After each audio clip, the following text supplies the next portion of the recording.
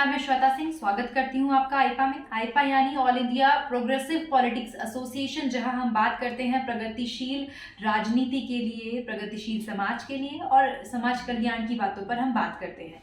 तो इस खास कार्यक्रम में आज हमारे साथ मौजूद हैं एसजीआर यूनिवर्सिटी की कोऑर्डिनेटर, जिनका नाम है डॉक्टर मालविका। मालविका मैम, बहुत ज़्यादा स्वागत है आपका आईपा में। श्वेता, मैं अपने आप को भाग्यशाली समझती हूँ और बहुत खुश हूँ कि आप श्री गुरु रामराय यूनिवर्सिटी में आई। जी आपको बताते हुए हर्ष हो रहा है कि जो हमारे ऑनरेबल चांसलर सर हैं, ऑनरेबल वाइस चांसलर सर हैं, उनकी जो सोच है शिक्षा के प्रति वो हमेशा से प्रगतिशील रही। सो आईफा, सबसे पहले आपको नमस्कार एवं सादर धन्यवाद। जी, तो मैम सबसे पहला मेरा क्वेश्चन होगा, जिस तरह से यूनिवर्सिटी की आप कोऑर्डिनेटर हैं, आपको सब कुछ कोऑर्डिनेट करते हुए चलना होगा, तो ये कितना मुश्किल है आपके लिए? और किस तरह से आप अपने आप को एक महिला होकर क्या समझती हैं कि हाँ, महिलाएं किस तरह से आगे बढ़ चढ़कर काम कर सकती हैं?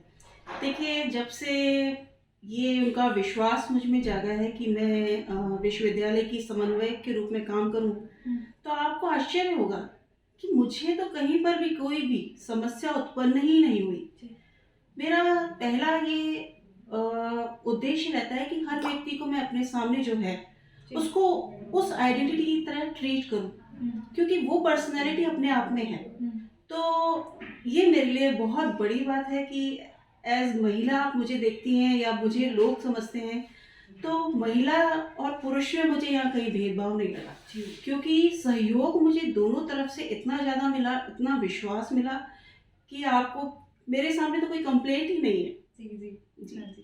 मैम, जिस तरह से आप इतनी बड़ी यूनिवर्सिटी को कोऑर्डिनेट करती हैं, तो क्या-क्या दिक्कतें आपको झेलनी पड़ती है, या कोई प्रॉब्लम या कुछ, या एक तरह से ये आपका एग्ज़ाम ही समझ लीजिए? एग्ज़ाम सिर्फ स्टूडेंट का नहीं होता, आपका भी एक एग्ज़ाम है, तो क्या कहना चाहेंगे इसके लिए आप? देखिए, शुरुआती दौर में जब पद मिला मुझे, तो मुझे लगा कि शायद मैं इसके काबिल नहीं हूँ। हुँ, पर लोगों ने मुझे सहयोग देने के साथ-साथ हाँ, हुँ, समस्याएँ उत्पन्न होती हैं, कई बार हम विचारों में कहीं पे भेद होता है, कई बार जो सामने खड़ा व्यक्ति होता है उसको लगता है कि शायद इस महिला में वो बात नहीं है। हुँ, पर हम बातों से कम्युनिकेशन एक सबसे बड़ा तरीका है। जी, जब आप कम्युनिकेशन में गैप करते हैं या दूसरे व्यक्ति को उतनी महत्वपूर्ण पद नहीं देते या उसको उतना महत्व नहीं देते, तब समस्याएं उत्पन्न होने लगती हैं। जी, या आप कहीं पे एरोगेंट हो जाते हैं या स्टबर्न हो जाते हैं कि नहीं, मेरी बात तो सुननी ही है। हुँ, तो मेरा ये मानना है कि आदमी का जो व्यवहार है जी, वो लचीला होना हुँ, चाहिए, हुँ, क्योंकि पानी अगर आप समझती हैं, हुँ, पानी अपने आप को हर वे में ढाल लेता है। जी। तो मैं अपने आप को पानी की तरह ट्रीट करती हाँ हूँ। जी, हाँ जी। शिक्षा से आप ताल्लुक़ रखती हैं मैम, तो आपके हिसाब से क्या शिक्षा प्रणाली जो अब तक चली आ रही है, उसको आगे भी उस तरह से ही चलना चाहिए या कुछ बदलाव होने चाहिए? कुछ सुझाव आपकी तरफ से जो आप शिक्षा के लिए, शिक्षा को आगे बढ़ाने के लिए देना चाहेंगी? देखिए, शिक्षा एक ऐसा प्रक्रिया है जिसको हम कहते हैं कॉन्टिन्यूअस प्रोसेस, जी, सतत प्रक्रिया।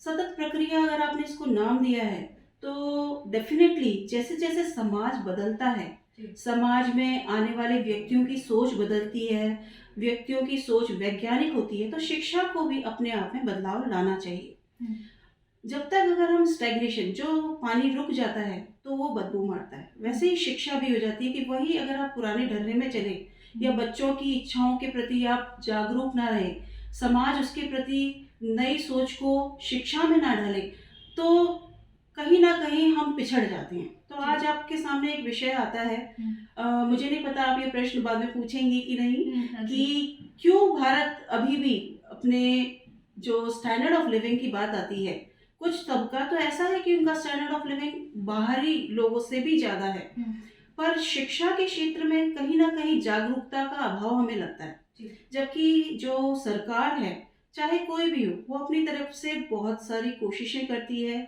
जैसे आपको मैं जानकारी दूँ कि प्राइमरी शिक्षा में आज से बहुत पहले एक विचार आया था, सर्व शिक्षा अभियान, जिसको हुँ, एसएसए, हुँ, और उसमें उन्होंने मिड डे मील भी शुरुआत करी। जी, तो सरकार ने उसकी सफलता के देखते हुए हुँ, उन्होंने एक सर्व शिक्षा के साथ-साथ माध्यमिक शिक्षा में भी इसको अनुपालन किया, और ऐसे ही उच्च शिक्षा में भी इसकी अनुपालना की गई। हुँ, तो शिक्षा में बदलाव ज़रूरी है।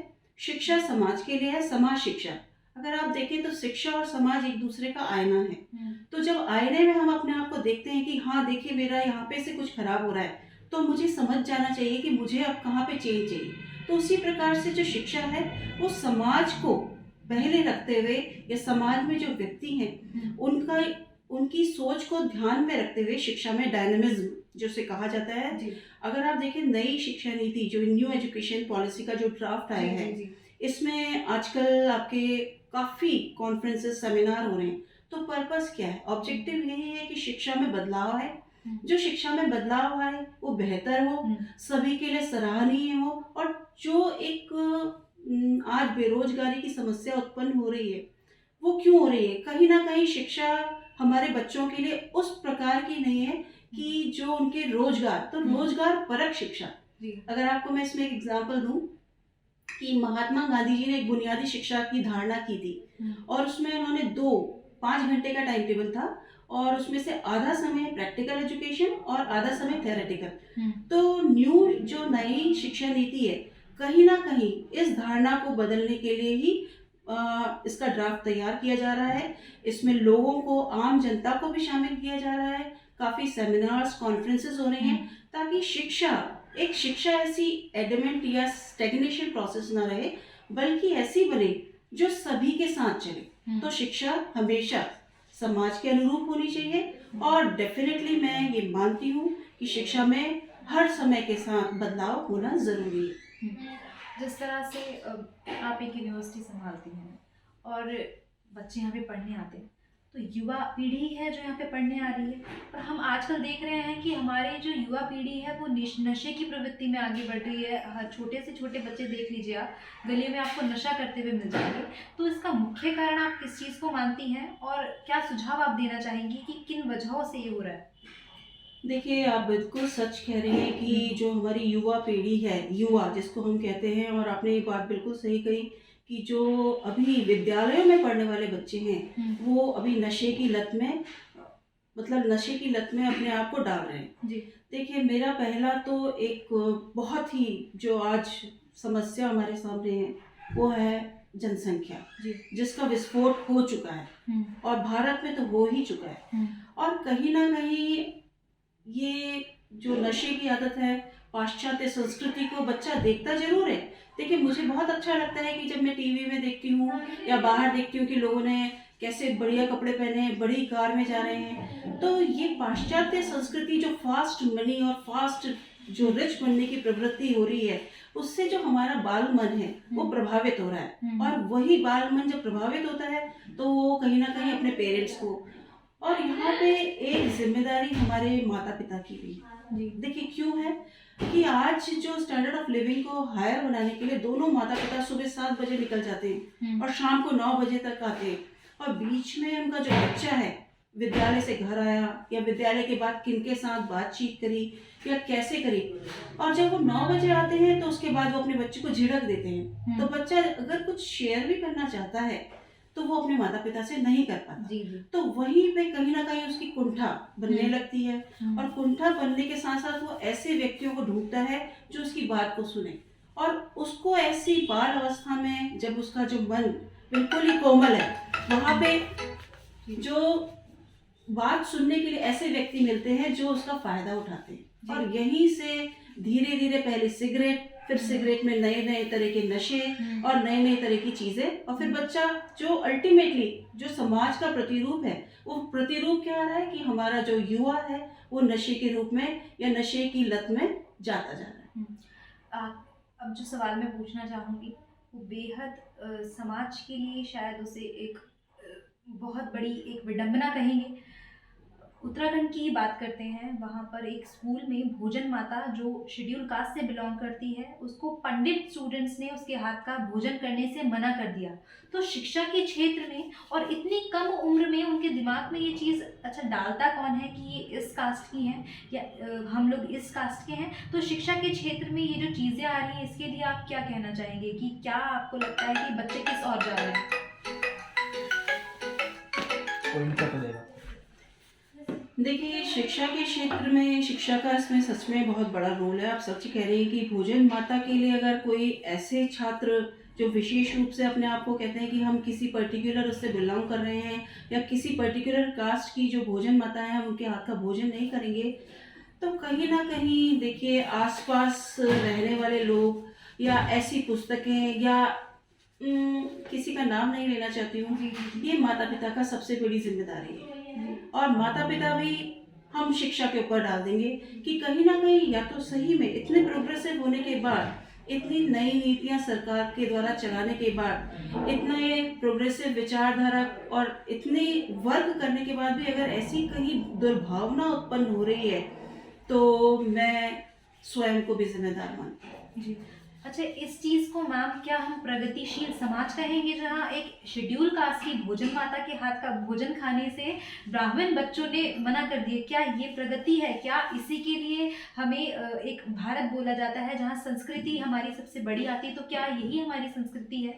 नहीं नहीं, ऐसी बात नहीं है। देखिए कहीं ना कहीं ये छोटी मोटी गलतियां हो जाती हैं, जी। पर प्रगतिशील हैं हम। हम्म।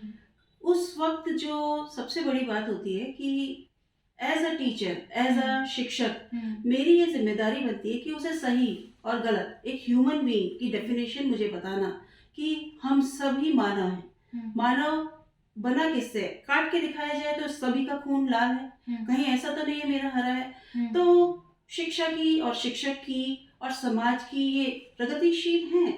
कहीं कहीं देखिए एक्सेप्शनल्स आर ऑलवेज देयर, आप बिल्कुल परफेक्ट कभी नहीं हो सकते। जी जी तो इसमें इतना दोषारोपण करने की जरूरत नहीं है। जी जी उस बच्चे को प्यार मोहब्बत से सही गलत का भेदभाव किया जा सकता है, और प्रगतिशील बनने के लिए इसको जड़ मूल से समाप्त करने की जिम्मेदारी हमारे विद्यालयों की है, शिक्षकों की है, जी और क्योंकि समाज का एक अहम हिस्सा हमारे माता पिता हैं, ये उनकी है। तो डेफिनेटली मैं प्रगतिशील अपने आप को मानती हूँ, समाज को भी मानती हूँ, और कहीं ना कहीं ये छोटी मोटी बातें हमें और प्रगति करने के लिए बढ़ावा देती हैं। जी। जिस तरह से आज मैम हमने आपसे बात की, आइपा ने बात की आपसे, तो आपको कैसा लगा हमसे बात करके? और क्या हमें आप कोई सुझाव देना चाहेंगी कि हम किस तरह से, और ये जो हमने मुहिम छेड़ी है प्रगतिशील भारत के लिए या प्रगतिशील समाज के लिए, तो इस पे आपका क्या सुझाव रहेगा? श्वेता, मैं आपके इस प्रयास के लिए आपको बहुत अभिनंदन करती हूँ। जी आपकी पूरी टीम का मैं साधुवाद करती हूँ जी कि इस तरह के व्यक्ति या इस तरह की एसोसिएशंस आगे आए जो बिल्कुल ही अनबायस्ड हैं, जिनकी सोच प्रगतिशील है, जो हर व्यक्ति को समान रूप से देखती हैं, और उनका पर्पस है कि समाज जागरूक बने, और शिक्षा के क्षेत्र के द्वारा ही जागरूकता उत्पन्न हो सकती है। महत्वपूर्ण सुझाव क्या है? आप अपने आप में परिपूर्ण हैं, आप लोगों का कार्य सराहनीय है, जी और इसके लिए मैं आपको बहुत बहुत धन्यवाद देती हूँ। जी।